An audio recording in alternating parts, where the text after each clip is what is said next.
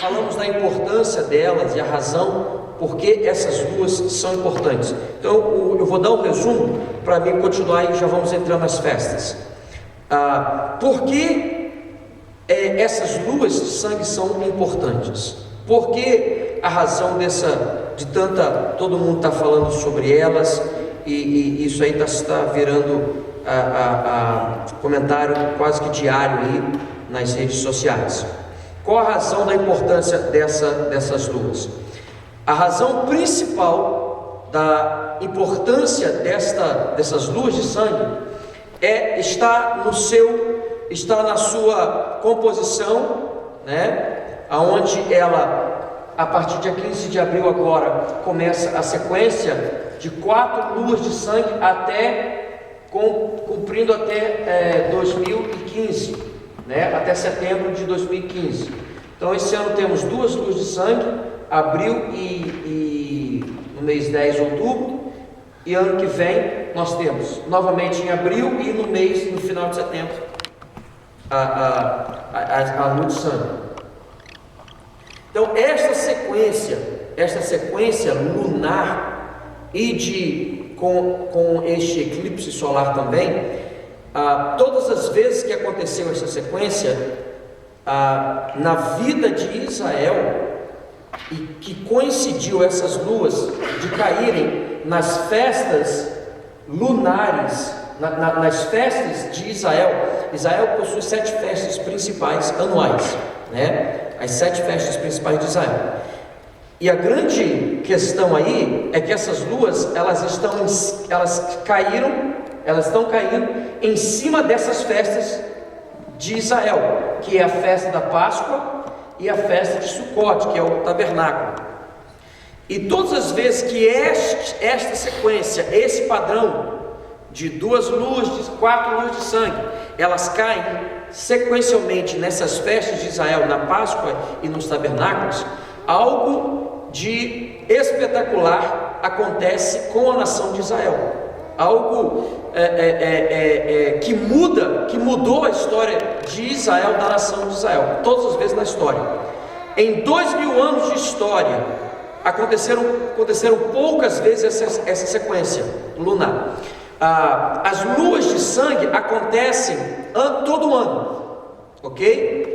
Essas 4 luas, que são chamadas tétrade, elas acontecem também com frequência, não anualmente, mas elas acontecem frequentemente, ok? Às vezes saindo de um ano e indo para outro. Deixa eu te dar aqui a sequência de luas deste século, neste século que nós estamos agora. Então, este século agora nós teremos 8 sequências de 4 luas, que foi no século começando no ano 2000, né? Então vamos ter 8 tétrades, de 2003 2004, uma tétrade, essa sequência de 4 luas, 2014 2015, 2032 33, 43, 44, 50, 51, 61, 62, 72, 73, 90 e 91. No ano 2000, 90 e 91 que eu estou dizendo, né? Ok? Então, agora, esta sequência com este padrão, caindo nas festas judaicas, coincidindo com as festas judaicas, com a festa da Páscoa e a festa dos tabernáculos, esta sequência acontece, nesse século está acontecendo agora, 2014 e 2015, vai acontecer no ano 32 e 33, e somente no final do século, no ano 2090 e 2091. Quem faz plano de estar lá, vai comendo saudável bem para ver se aguenta lá. Então, 2090 e 2091. Então, só se for em espírito. Aí, nesse século, nós temos 8 sequências de tétrades, e vamos ter 3 sequências que coincidirão nas festas judaicas, só neste século. Agora, em 2000 anos de história, isso não aconteceu. Em 2000 anos de história, esta sequência aconteceu no ano 33 da nossa era, no ano 1492 da nossa era, no ano 49 da nossa era, no ano 67 da nossa era. Isto no século passado. Então, no século passado, houve 3 tétrades que coincidiram com as festas judaicas. Neste século também haverá 3, foram 4 tétrades que coincidiram no século passado: 33, 1492, 49 e 67. Este século serão 3 tétrades que coincidirão com as festas judaicas. Então, a importância dele se dá pelo seguinte: esta sequência aconteceu no ano 33. No ano 33. Pode ir lá no PowerPoint. Cristo. E você se lembra ali que no ano 33, você se lembra não, né? Mas que você se lembra de ter lido na palavra de Deus que diz, quando Cristo estava pendurado na cruz, houve trevas na face da terra, né? Lembra? E Cristo dizendo: Deus meu, por que me desamparaste? Então, naquele momento da crucificação, no dia da crucificação de Cristo, houve um eclipse solar. E naquele ano 33 e 32 e 33 houve essa sequência de luas de sangue caindo nas festas judaicas. E está ali no dia 14 do ano 32, em outubro do ano 32, no ano seguinte, em abril do 33 da Páscoa, no ano 33, e quando houve também ali um eclipse solar, né? E no ano seguinte, o ano 33, em abril e em setembro. Então passa para frente, por favor. O outro,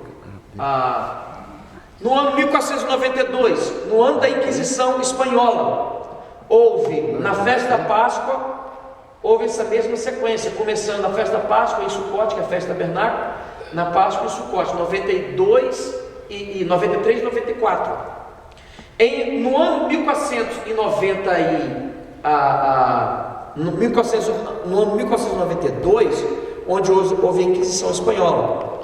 E você sabe que em 1492, uma grande descoberta foi a América, né? Descobrimento da América, onde Cristóvão Colombo, um italiano de origem judaica, recebe patrocínio dos judeus que foram expulsos da Espanha por causa da Inquisição holandesa, quando a Igreja Católica ela forçou a conversão de todos para o catolicismo, e quem não se convertesse seria morto. Então, quando os judeus expulsos da Espanha, patrocina Cristóvão Colombo saindo da Espanha, né? E eles vão para descobrir o novo mundo e acabam por descobrir para acontecer o descobrimento da América, um descobrimento que aconteceu propositalmente, porque eles estavam buscando um novo mundo. Teve um português aí que errou o caminho e achou o nosso Brasil. Então, mais 1492, descobrimento da América. Para frente, 1949 e 50, né? Houve essa sequência de luas. 1948, quando Israel se torna nação pela primeira vez na história. Depois de 2000 anos, Israel não era nação. Agora, pelas Nações Unidas, ele é reconhecido como nação. Acontece essa tétrade. Pode passar para frente. Alguns anos mais tarde, volta mais um, 67 e 68, acontece a Guerra dos 6 Dias, onde 800 mil soldados israelenses contra 50 milhões de soldados muçulmanos no mundo árabe. E Israel, em 6 dias, coloca 50 milhões de homens em derrota. Eles fogem diante da habilidade do poder de Israel. E essa guerra foi um milagre. Então, nós estamos em 2014, 2015, onde nós vamos ter essa sequência de luas, ok? Então, agora vamos lá na frente, pulando na frente, e falar sobre essas festas judaicas, né? Ok, deixa aí, pode deixar aí isso. Ali está a sequência, né? No ano 1492 houve houve também um eclipse solar ali no meio, só que eu não encontrei a data. As outras informações eu peguei na internet, copy-paste. E no ano 1492 eu procurei no site da NASA e não consegui encontrar, porque é muito técnico as informações ali. E as datas que eu colhi no ano 1492 da NASA foi aquelas informações ali, que não está dando para ver, mas é dia 12 de abril, a primeira na festa da Páscoa, e mais para frente isso corta a festa do Tabernáculo, dia 5 de outubro, no ano seguinte também, ok? Então, e no meio ali tem um eclipse solar, tá? E depois eu posso buscar essa data, porque ainda estamos estudando essa informação. Então nós temos aí este padrão, esta sequência. Todas as vezes que aconteceram algo espetacular, que mudou a história de Israel, aconteceu. Então nós estamos aqui no ano 33 acontece, passam-se,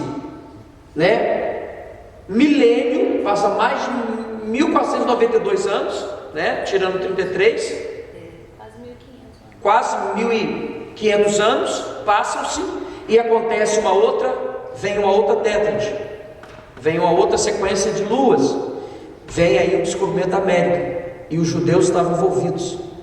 E depois de 1492 até agora, quase 500 anos depois, no ano vem se repetir novamente essa tétrade, no final já do milênio, vem se repetir em 49 e 67, aonde em Israel houve, essas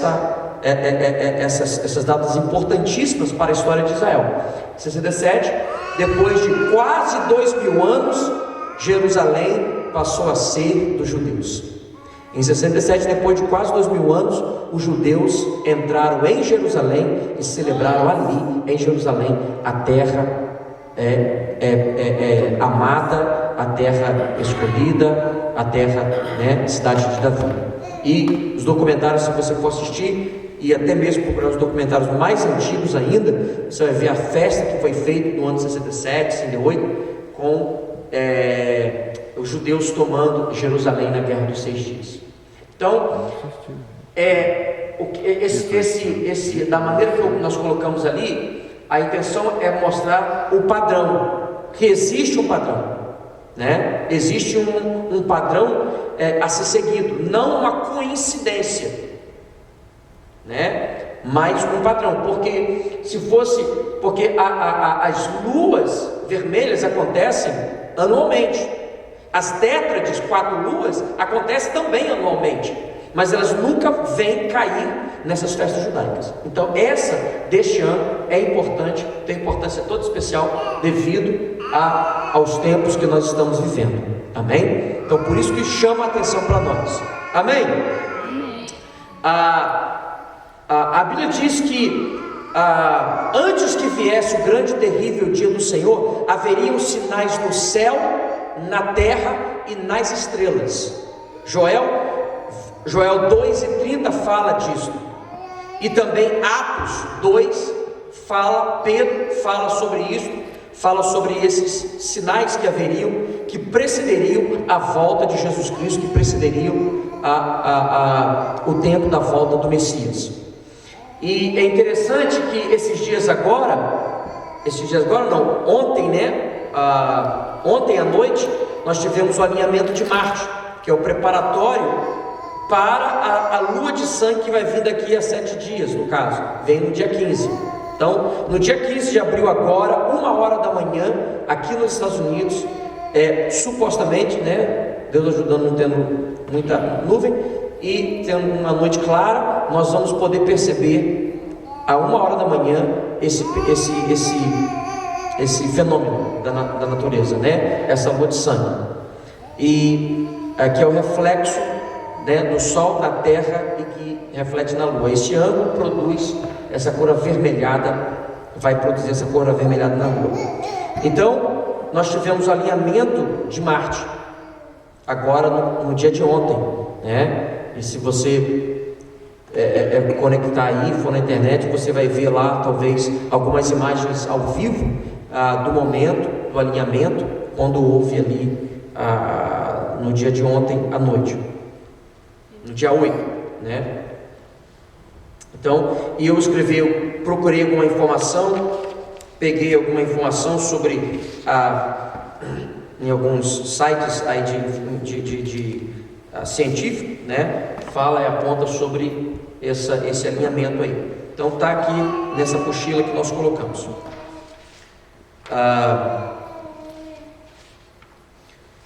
O eclipse, eu também peguei aqui essa informação aqui, eu não coloquei lá não coloquei no telão, mas é o momento da hora que haverá o eclipse do dia 14, do dia 15 de abril, e esse aqui vai ser o eclipse do dia 8 de outubro, que é o fim desse ano, quando as partes do mundo que estarão podendo ver esse eclipse. Essas tétrades que é um eclipse lunar, ok? Então tá essas informações aqui. 2015, as informações de 2015, esta informação que você está vendo aqui, que você pode ver aqui, essa informação aqui, isso é de outubro, né? Do eclipse lunar de outubro. É muito técnico as informações, então não vale nem a pena a gente ficar falando sobre isso, porque nem eu entendo isso aqui. Depois você pode olhar e me explicar sobre isso aqui, sobre esse montão de números aqui. Então eu não entendo. Mas para 2015 a NASA tirou as duas informações que eles têm, de abril e de outubro, né? Para 2015 vai ser outubro, 2015? Volta, por favor. Isso ali, 28 de setembro.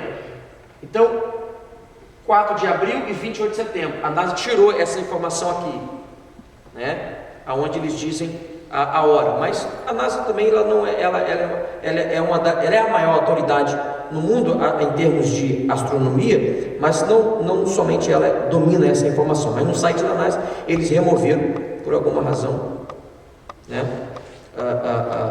Sei lá, talvez para evitar muita gente querendo falar alguma coisa ou informações sobre o fim do mundo, e para não causar nada, eles resolveram remover e tirar. A questão toda que nós vamos falar aqui é as festas judaicas, né? As festas judaicas é o que eu quero falar essa noite. Existem algumas festas judaicas. As festas judaicas são 7 festas judaicas, e são elas: a Páscoa, nesta sequência: Páscoa, pães asmos, primícias, Pentecostes, trombeta, expiação e festa dos tabernáculos.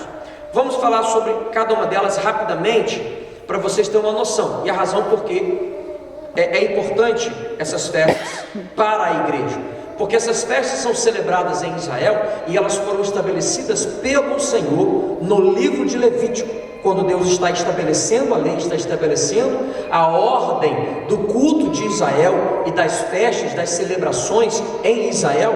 Então Deus estabelece essas festas, e essas festas, elas são festas que são regidas pela lua, porque o calendário judaico é o calendário lunar. O calendário bíblico, o calendário de Deus, que é o calendário bíblico, é o calendário lunar. Então, nas luas, Deus estabelece estas festas, ok? Então, primeiro, a festa da Páscoa. Para Israel, ela simboliza a saída de Israel do Egito, quando eles quando Israel, naquela noite, eles matam o cordeiro e tomam do sangue do cordeiro e unge e passa nos umbrais das portas. E naquela noite veio a 10ª praga, a praga da morte dos primogênitos. A Bíblia diz que o anjo da morte passa por cima, né? Passa por cima do acampamento aonde estava Israel, em Gósen, passa por cima o anjo da morte e vai até o território dos egípcios, a região onde estavam os egípcios, e ali ele entra pelo Egito afora, causando a praga das 10, a 10ª praga que veio sobre o Egito. E aqui na festa da Páscoa, os judeus celebram, né, a saída de Israel do Egito.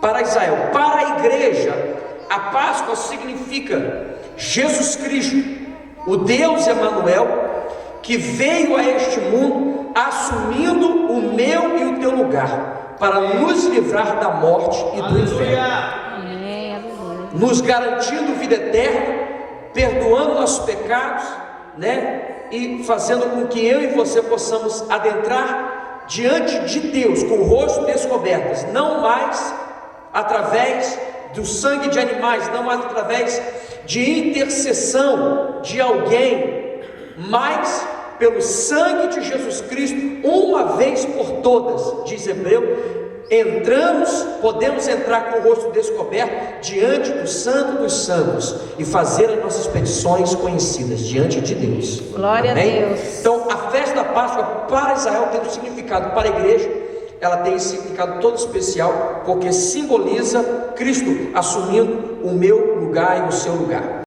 né? na história de Israel, porque a festa dos pães asmos é um período em Israel, onde todo o judeu e os mais ortodoxos, eles fazem uma revista em toda a casa, para ter certeza que não há na sua casa nada que leve o fermento, nada que venha ter o fermento. Então eles tiram o fermento de fora das suas casas, colocam para fora. Alguns judeus mais ortodoxos jogam fora o fermento. Eles ritualmente, eles vasculham toda a casa como uma forma de ritual, porque o fermento tem que estar na cozinha, na despensa. Então, mas ritualmente eles vão em toda a casa como uma forma de rito, e como dizendo: aqui nesse quarto não tem fermento, aqui nesta sala não tem fermento, aqui neste cômodo não tem fermento, aqui na cozinha não tem fermento. Então podemos celebrar a festa de pães asmos, ok? Podemos celebrar. Eu esqueci, eu não anotei o nome aqui, como diz no hebraico. Alguém sabe aí? No hebraico? Ok. A festa, então podemos celebrar o nome hebraico, eu esqueci.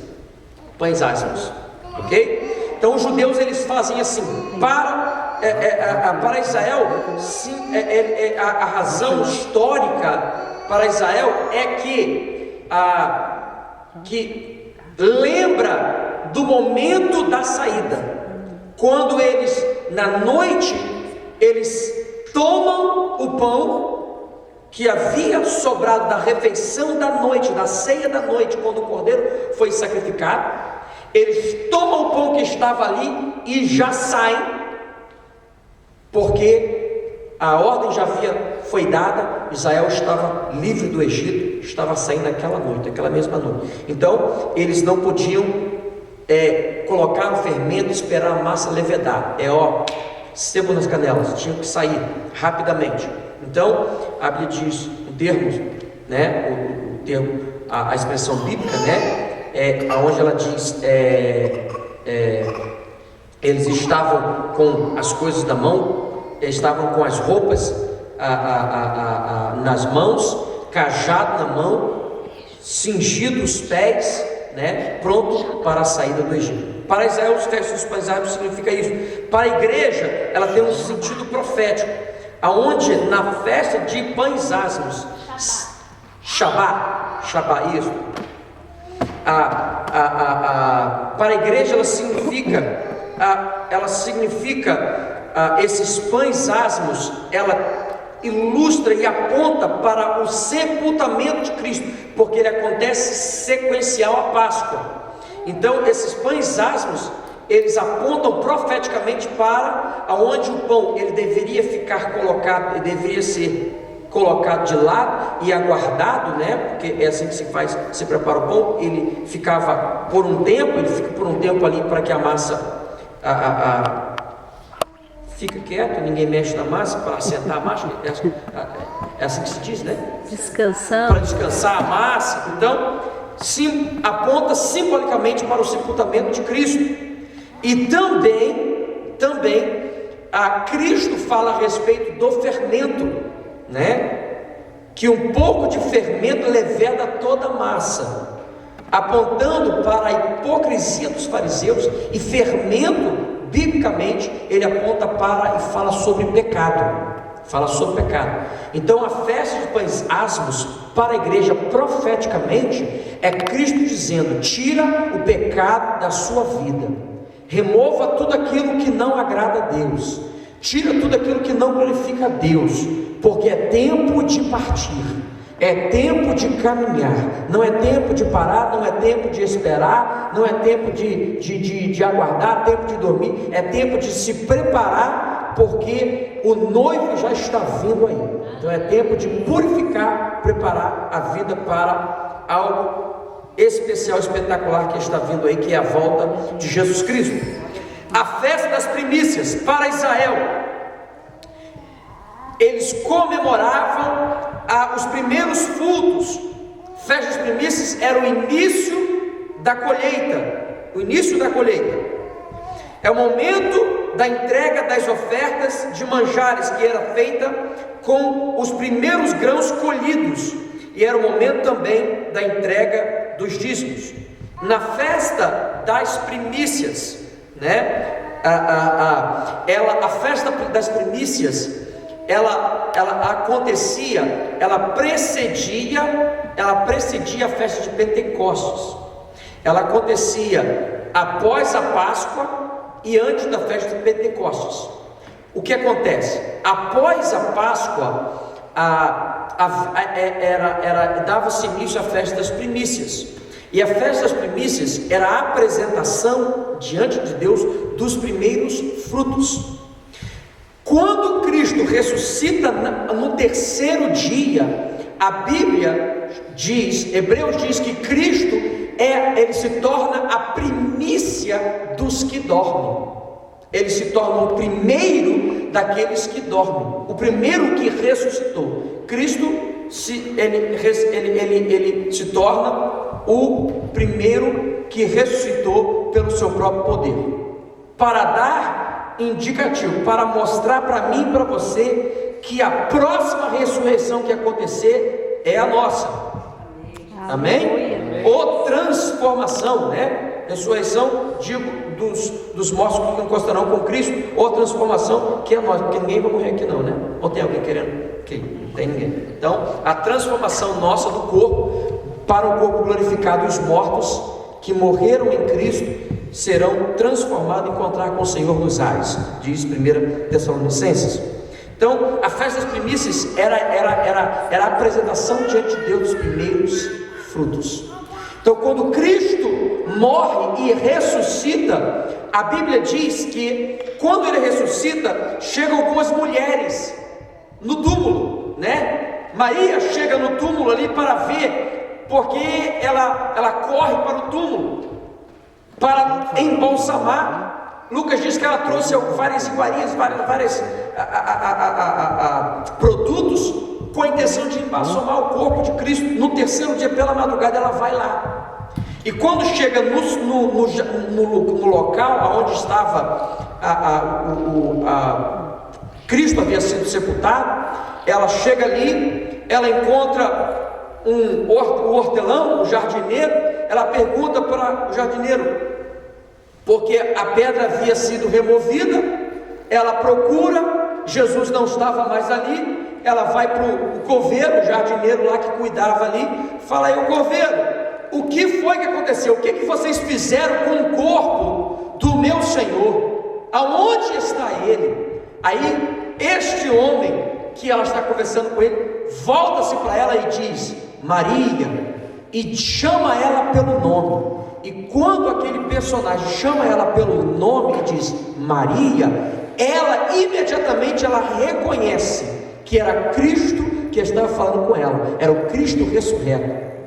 Ela não reconhecia, não definia bem a fisionomia parecia, mas havia algumas mudanças, era semelhante, mas não era igual, havia algumas coisas que havia mudado. Agora Cristo não estava mais no corpo da carne, ele estava no corpo ressuscitado, no corpo de glória, porque o corpo de glória é diferente do corpo da carne. O corpo de glória, ele não existe defeito no corpo de glória. O corpo da carne existe defeito. Uns são altos, né? Para alguns é defeitos ser alto, outros são muito baixos, para outros é defeito ser baixo, outros são disso ou daquilo, e de várias formas. No corpo glorificado não existe imperfeição.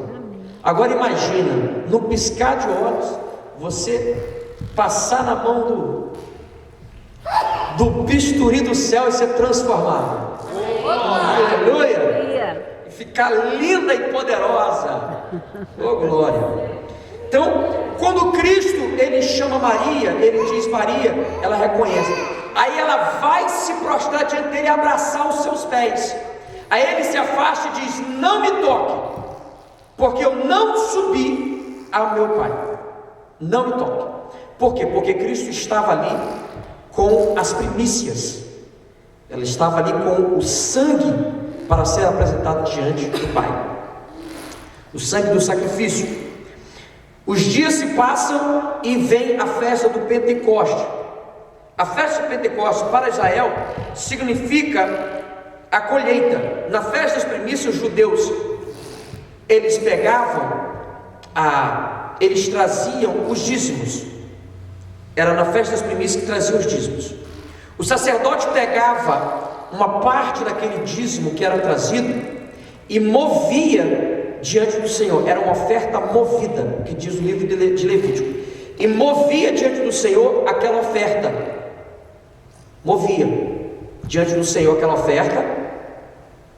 apresentando ao Senhor aquela oferta nas primícias, para que a colheita que viria a acontecer alguns dias depois, 50 dias após a Páscoa, e alguns um pouco menos de dias após a festa das primícias, seria a festa de Pentecoste. Então, mês e pouco depois viria a festa do Pentecoste, que seria a festa da colheita, aonde ali os judeus estariam apresentando diante do Senhor, pedindo que Deus lhes desse uma colheita abençoada.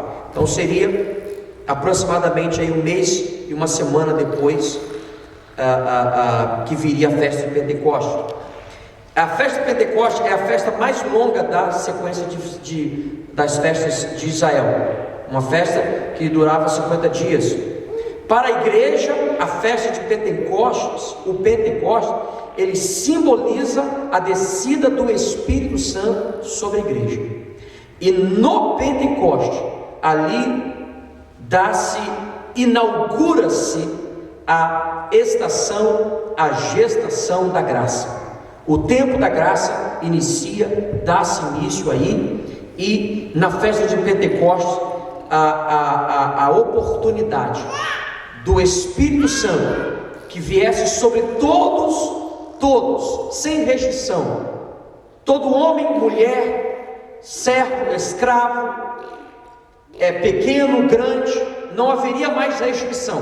O Espírito Santo seria derramado sobre todos aqueles que buscaram a sua presença. Amém. Então, na festa do Pentecostes significa isso, o derramamento do Espírito Santo para a igreja. Para a igreja, Pentecostes significa isso, vida cheia do Espírito Santo. Amém. É a última das festas, aliás, a penúltima das festas, que fala sobre a festa, aonde essa festa em Israel, ela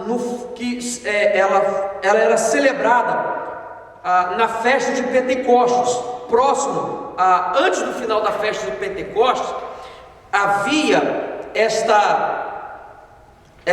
este momento aonde as trombetas eram tocadas, aonde os sacerdotes tomavam o shofar, a buzina de chifre de carneiro, anunciando a festa da expiação que estava para acontecer logo em seguida, que é o cordeiro que seria morto. Então finalizando a festa de Pentecostes, vinha a festa das trombetas. Na festa das trombetas, os sacerdotes faziam soar por todo Israel, e todos tocavam num só momento, em toda a nação de Israel, todos tocavam o shofar. E a festa de trombetas fala de conquista, apontava para o sacrifício que viria em Israel.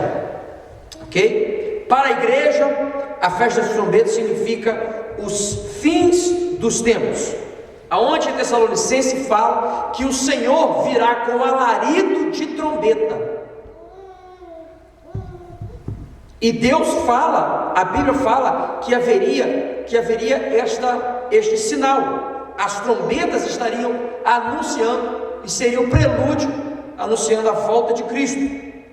Então, para a igreja, a festa das trombetas, ela simboliza o tempo aonde a volta de Cristo estaria sendo anunciada, né?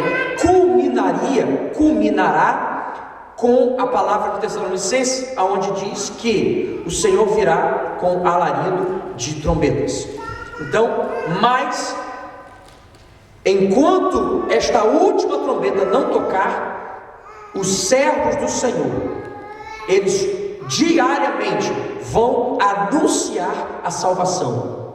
Anunciar a salvação é tocar a trombeta em Israel e fazer conhecido o Senhor em toda a nação.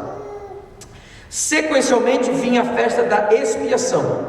Para Israel, a festa da expiação era a festa mais importante de todas as festas. Para Israel era a festa mais importante. É uma festa que durava um só dia.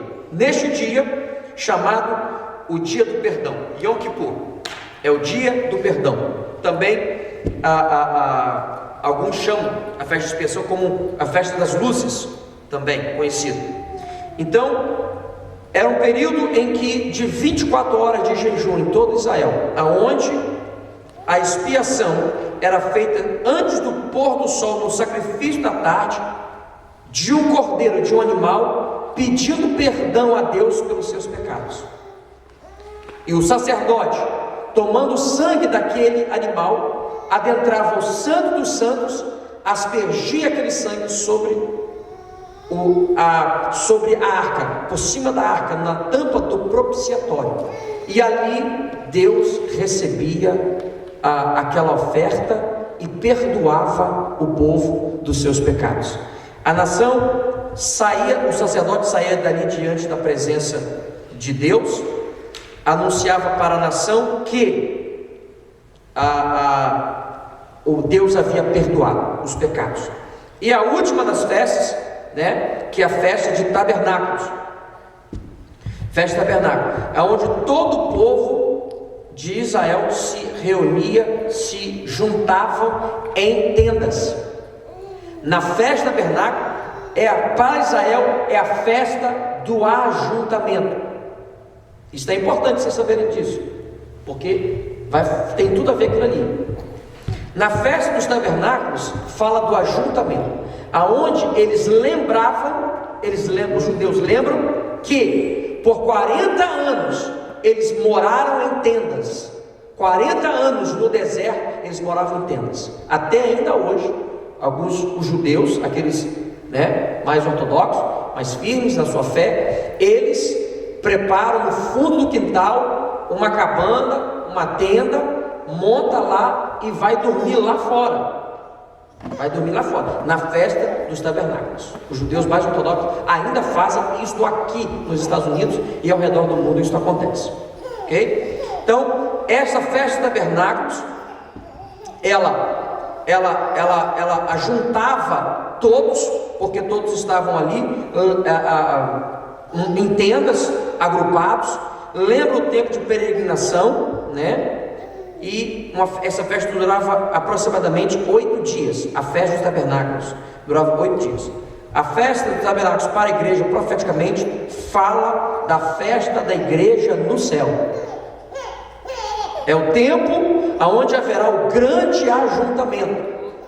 onde a igreja estará diante do Senhor, por um período de tempo, por um período de dias. A Bíblia diz, escatologia aponta 7 anos de bodas no céu, diante da presença do Senhor. Então a festa dos tabernáculos para a igreja fala sobre esse período que a igreja vai passar diante da presença do Senhor nos céus. E depois? E será o ajuntamento de toda a igreja. Ou seja, para a igreja, a festa dos tabernáculos, precedendo a festa dos tabernáculos, o Senhor virá com voz de arcanjo, trombeta de Deus, anunciando o ajuntamento. E a Bíblia diz que todos nós seremos tomados a encontrar com o Senhor nos ares, e ali estaremos com o Senhor para todo sempre. Este grande ajuntamento será logo em seguida, em um período de 8 dias. Ok? Eu pulei cá na frente, agora eu vou voltar cá atrás um pouquinho, para finalizar.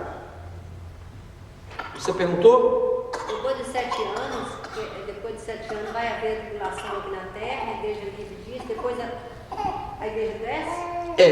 Então depois do período de 7 anos de grande tribulação, a igreja descerá com Cristo para reinar, para estabelecer um período de 1000 anos de paz sobre a terra. A Bíblia diz que Satanás será amarrado, ele será atado, né? E preso em prisões por um período de 1000 anos, e a terra repousará. E será um período onde a Bíblia fala que a terra vai passar por uma renovação. Será um renovo, onde os animais, a ferocidade dos animais será removida, será tirada. O profeta diz que o leão se deitará com o cordeiro, né? Naqueles dias. As casas, os edifícios que tem hoje, os templos, já não existirão mais?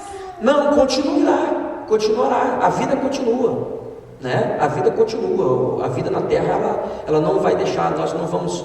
A impressão que a gente tem é que depois disso tudo aí, a gente volta tudo para o mato, porque a gente pensa naquelas informações que os testemunhos de Jeová têm, desculpa os testemunhos de Jeová, mas daquele paraíso e os rios assim, e todo mundo vestido de pele de camelo, né?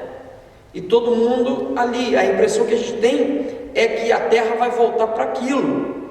Não, a terra vai experimentar um ano de abundância em extremo. Tudo que planta vai dar em excesso. A agricultura vai sobejar em todas as suas áreas. Os animais irão produzir, se reproduzir em grande abundância. Não haverá mais fome. E pastor, vai haver carro? E isto, a vida continua, né? Eu pensei que a gente ia ficar só andando assim, voando. Só andando no mato, brisa na cara, igual o comercial do Rexona. Não, a vida continua normal. Haverá um período, esse período de 1000 anos será um período de grande prosperidade. De grande prosperidade. A visão de Faraó, interpretada por José no Egito, ela dá-nos uma ideia, porque durante o período de 7 anos de vacas gordas, no Egito tudo produzia em extrema abundância. Porém não será 7 anos, será 1000 anos. E Cristo reinando sobre a terra. Alguém diz um amém aí? Amém. Durante esse período será pregado o Evangelho do Reino. Alguém diz amém aí? Amém. O que é o Evangelho do Reino, pastor? É Jesus Cristo, o Rei sobre toda a terra. O Evangelho do Reino não é o Evangelho do Reino do testemunho de Jeová que vai ser pregado. É o Evangelho do Reino, do Rei Jesus que reina sobre toda a terra. Amém. E os 144 mil não são os especiais, não. Nada disso. Isso é uma salada que eles fizeram. Ok? Não, pastor, vai ser uma mesa então, mas A gente vai poder casar? casar e dar-se em casamento. Aleluia.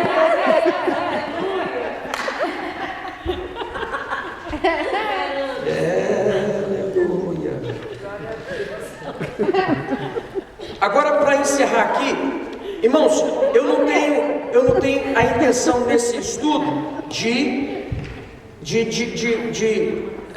não é a intenção da gente vasculhar a região da Palestina pelo que está acontecendo ali, né? Porque existem profecias profundas que estão acontecendo, estão se tornando realidade hoje em Israel.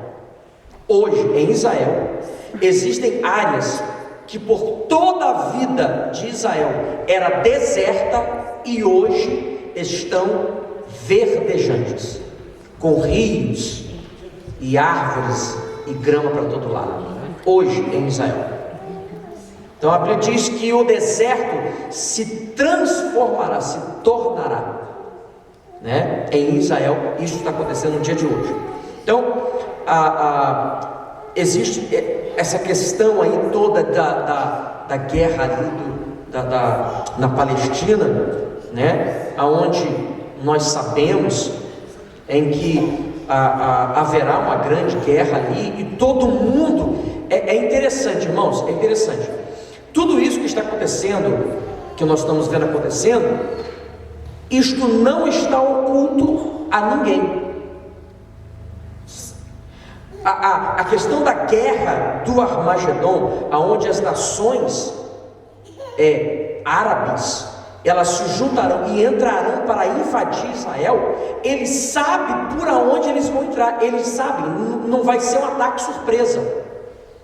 E você sabe disso, que hoje, devido a acordos, né, tratados que são feitos dentro das Nações Unidas, uma nação não pode ser atacada de surpresa, não existe ataque. Quando foram tirar o Saddam Hussein de lá, eles avisaram. É igual subir no morro, você não pode mandar o exército lá e fazer aquela bagunção, não, tem que avisar uma semana antes, eu vou subir o morro, aí o exército pega e sobe o morro. E nas nações não é assim que se faz guerra, né? Você não ataca de surpresa. Então Israel está aguardando o ataque das nações árabes, da Liga Árabe, que entrará para atacar Israel durante o período da grande tribulação. Ele sabe que vai ser por aqui, o Megido. É aqui que a Bíblia diz que vai ser travado a guerra do Armagedon. Todo mundo vai lá tirar foto, você filma aquilo tudo lá, e todos eles sabem, aqui é a porta de entrada que dá para dentro de Israel. Se a Liga Árabe entrar por aqui, e eles vão entrar por aqui, porque é o único lugar plano para entrar, fora disso é só por cima de montanhas e área muito difícil de acesso para o exército, de infantaria entrar. Então eles sabem que vai ser por ali. Então aqui que vai ser travado o Armagedon. Isso tudo já está predito 2000 anos atrás. Na Bíblia Sagrada já estava dizendo que seria ali naquele vale que seria travado a guerra do Armagedon. O que eu quero deixar para vocês é o seguinte: nesses últimos 500 anos, de 1992, 48, 67, no século passado, quando houve essas últimas 3 tétrades, né, tirando a de 33 na morte de Cristo, mas nos últimos 500 anos, o padrão que houve ali foi esse. O padrão que houve foi esse. Todos eles, esse padrão que está aí, todos eles envolveu a nação de Israel, envolveu o povo judeu. Todas essas tétrades tiveram como centro das atenções, no ano que ocorreram, coincidindo nas festas judaicas, no ano que ocorreram, tiveram como centro do ano de notícia, de informação, Israel, o povo judeu. Ok? Primeiro, todas elas começaram com grande lágrima, com muito sofrimento. Você lembra que ali 49 fala do período onde Israel ali, ele efetiva-se como nação, mas Israel torna-se nação em 1948. Mas nesse ano, nesse tempo, quando por época desta pedra, dessas luas, é que a vergonha do holocausto foi exposta para todo mundo. A vergonha do holocausto, onde 6 milhões, mais de 6 milhões de judeus morreram na Europa, através dos campos de concentração e do agir de Hitler sobre o povo judeu. Então, todas essas sequências, existe um padrão. Agora eu quero levar você a um texto de Mateus 24, 32 ao 36, e vamos dar caminho para finalização 9, 23. Mateus 24, 32 ao 36. Quem achar, pode ler.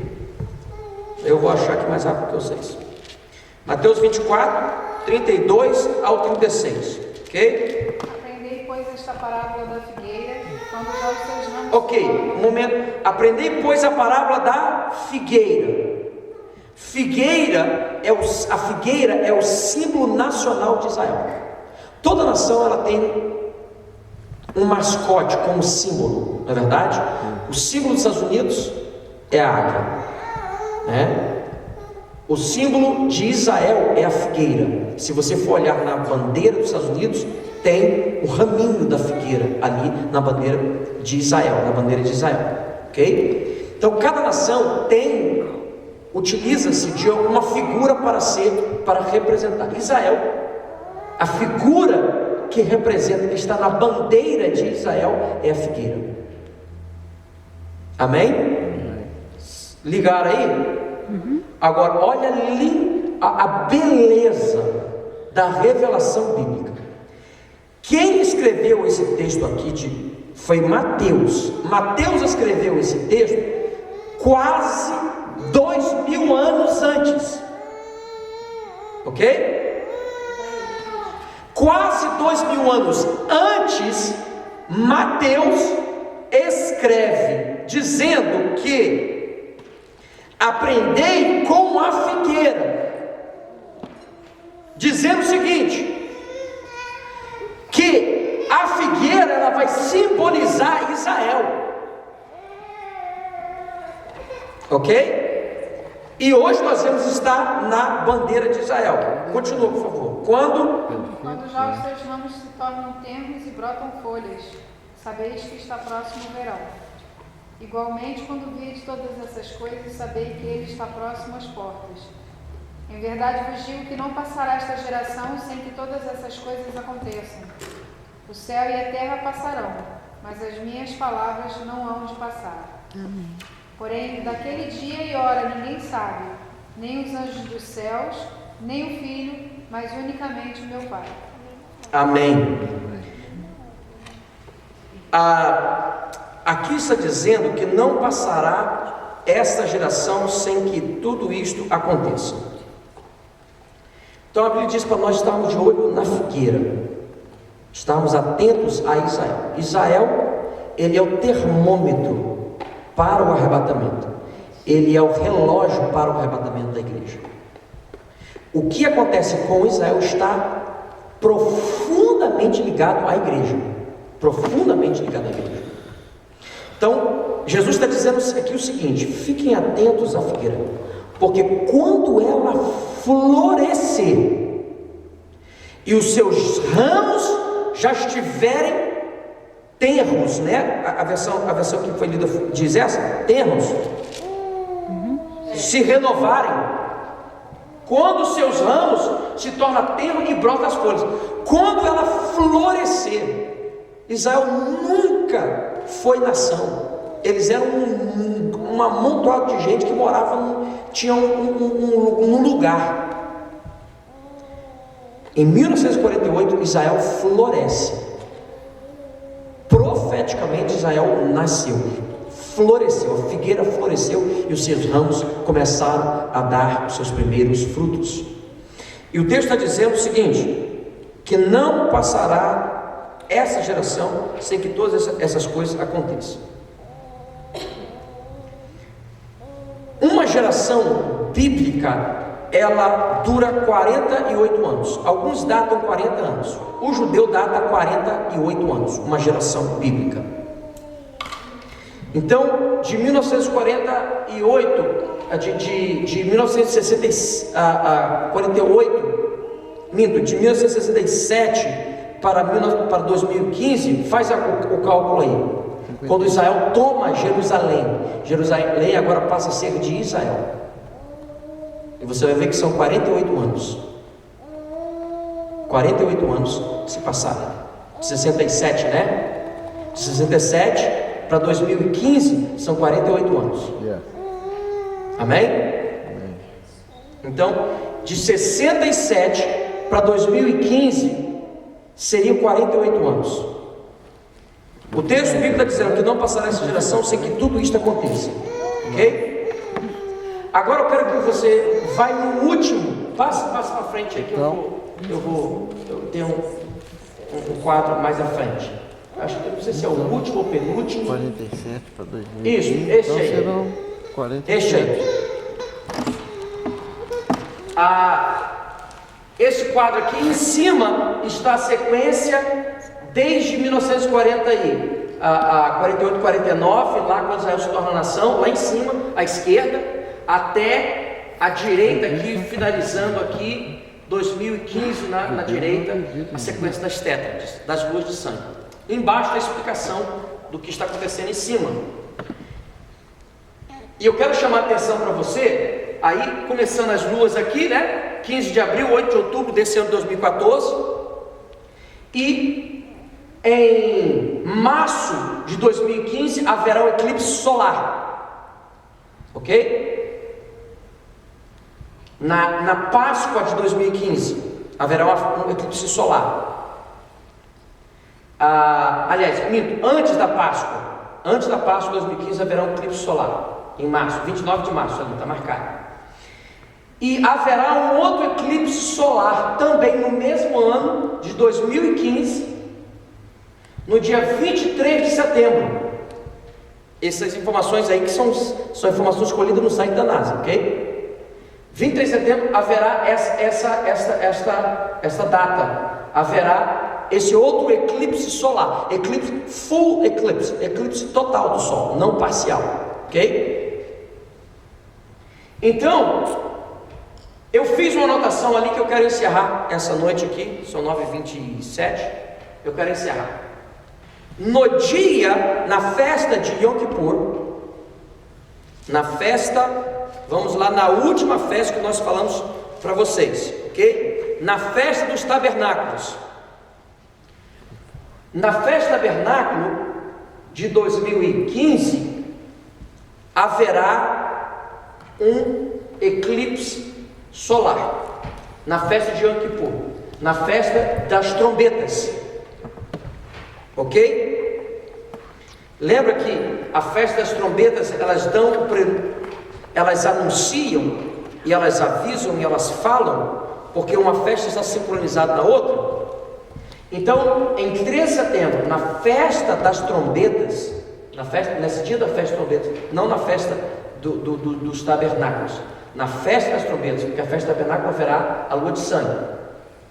Na festa das trombetas, que precede a festa do tabernáculo, que logo depois das trombetas vem a festa, deixa eu voltar aqui para não falar, da expiação. Então, entre setembro de 2015, festa de trombetas, haverá um eclipse solar, na festa de trombetas. Seguido, vem a festa da expiação. Depois da festa da expiação, vem a festa dos tabernáculos, que é o ajuntamento de Israel, aonde eles se juntam nas cabanas. Lembra que eu falei, festa do tabernáculo, todo mundo vai para a cabana, lembrando os 40 anos do deserto. Volta aquele texto lá, aquele outro quadro, das luzes de cima e embaixo. Agora vamos a Tessalonicenses, 1 Tessalonicenses 4,15. Vamos lá. Na festa das trombetas, haverá um eclipse solar. Na festa das trombetas haverá um eclipse solar. E na festa das trombetas, com esse eclipse solar, olha o que diz 1 Tessalonicenses, capítulo de número. Volta os 4, isso. Pode passar o 15, o 16. Porque o Senhor mesmo descerá do céu com grande brado, a voz do arcanjo, ao som de trombeta de Deus, e os que morreram em Cristo ressuscitarão primeiro. Quando o apóstolo Paulo está escrevendo isto, ele tem em mente as trombetas de Deus, ele tem em mente a festa das trombetas que aconteciam em Israel, porque o alarido que soava em todo Israel com o chofar, dizem eles que era ensurdecedor. Então, no dia, agora volta ao outro, no dia da festa de trombetas, naquele dia haverá um eclipse solar. É muita informação coincidindo de uma vez só. O que eu estou querendo dizer para vocês não é que Jesus vai voltar nesse dia, no dia 23 de setembro de 2015. Não estou dizendo isso, mas estou mostrando para vocês que Deus é um Deus que trabalha, e que Ele trabalha em tamanha sintonia, profeticamente. Jesus pode voltar lá para 2028, 2050, pode voltar hoje, amém, pode voltar agora, amém. Então, quando nós olhamos e observamos isso, é bonito a gente ver a profecia bíblica e a palavra de Deus, sabe? É bonito a gente ver. E eu coloquei isso aí só para colocar um piolho na cabeça de vocês, visto que vocês não pegam piolho tem um bom tempo. Amém? Então, é só uma coincidência que na festa das trombetas haverá um eclipse solar. Eu só quis ressaltar isso aí para vocês. Eu procurei, vou colocar também para vocês, não sei se vai 6 maneiras vindo do espaço que podem pôr fim à Terra. Aí eu achei isso aqui na ciência, né? No site de ciência, né? Fala sobre o Sol que pode fritar a Terra. Aqui fala sobre choque de um meteoro que pode colidir sobre a Terra. Enfim, fala sobre uma radiação fatal que ameaça a Terra, os raios gamas, né, do Sol. Aqui fala sobre o buraco negro pode engolir a Terra. Essa aqui fala sobre a poeira do espaço que pode bloquear a luz do Sol, poeira espacial, né? E, por último, né, uma explosão em cadeia com energia incomensurável. Ok? Só peguei essa informação aqui vai fazer parte de todo esse material que nós estamos colocando aqui. Vamos nos colocar de pé. Dias proféticos. Estamos diante de dias especiais, em que milhares, eu vou colocar bilhões de pessoas não puderam presenciar estes dias. Em toda a história, em 2000 anos de história, milhares e milhares e milhares de pessoas não puderam presenciar, mesmo na sua época, porque não houve na sua época. Só o pessoal do ano 33 que puderam presenciar. 67. Quem estava ali, alguns menearam a cabeça dizendo: isso aí não salva, diz que salvava os outros, mas assim mesmo não se salva. No ano 1492, em 49, 67. Então, nós estamos diante de tempos proféticos, e eu quero que você, irmão, fica atento ao tempo que nós estamos vivendo. Moisés escreveu um salmo 89, se não falha a memória, e ele deixa bem claro um texto bastante comum, bastante conhecido de todos nós, onde diz: Senhor, ensina-nos a contar os nossos dias de maneira que venhamos a alcançar um coração sábio. Deus quer que nós venhamos a aprender a viver o tempo que nós estamos vivendo. Aprenda a viver o tempo que nós estamos vivendo, porque é tempo profético. Os sinais estão mostrando de todos os lados, por todos os lados. Não afeta a gente porque nós estamos numa área tranquila, relativamente tranquila do planeta, né? Verdade? De vez em quando vem um Katrina, vem um incêndio, vem um negócio assim, que a gente fica um dia ou outro sem luz, mas passou, aleluia, foi só um vento. Mas os sinais estão acontecendo sobre a face da terra. Os sinais estão acontecendo. E nós estamos vivendo os últimos dias da igreja na face da terra. E essa noite a nossa oração será: Senhor, oxalá fosse esta noite que o Senhor voltasse para nos arrebatar. Amém? Vamos fazer uma oração e depois vamos estar fazendo uma oferta. Pode tocar uma canção para nós? Nós vamos estar adorando o Senhor. Eu quero fazer uma oração com você. Eu estou preparando esse material aqui, né? E tem muita coisa que eu gostaria de estar adicionando, e muitas coisas que eu não falei aqui é mais para informação mesmo, porque nós não foi a intenção, esse estudo, ficar trazendo esse monte de informação recebidas essa noite pela graça, pelo amor e pelo favor derramado sobre nós. Despede-nos em paz debaixo da tua bênção, debaixo do teu amor, debaixo da consolação do Espírito Santo, Senhor. E cada um do povo de Deus diz amém? Amém. Aleluia.